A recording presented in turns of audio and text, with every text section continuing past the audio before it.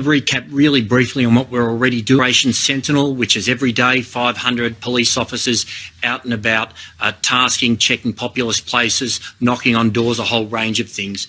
We have Operation Sentinel 2, which is the vehicle checkpoints, 8 vehicle checkpoints right around the restricted area, those permanent ones where we're checking the access and egress right throughout the state.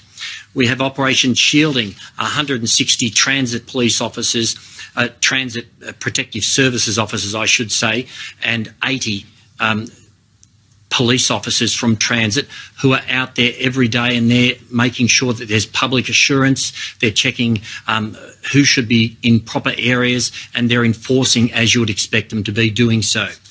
And from our perspective, though, the people, the vast majority who are doing the right thing, need to understand for those who aren't, there is a consequence.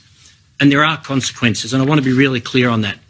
In the last week, we've seen a trend, an emergence, if you like, of groups of people, small groups, but nonetheless concerning groups who classify themselves as sovereign citizens, whatever that might mean, people who don't think the law applies to them. We've seen them at checkpoints, baiting police, not providing their name and address. On at least 3 or 4 occasions in the past week, we've had to smash the windows of people in cars and pull them out of there so they could provide their details because they weren't telling us where they were going. They weren't adhering to the Chief Health Officer guidelines.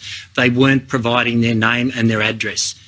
We don't want to be doing that, but people have to absolutely understand there are consequences for your actions, and if you're not doing the right thing, we will not hesitate to issue infringements, to arrest you, to detain you where it's appropriate.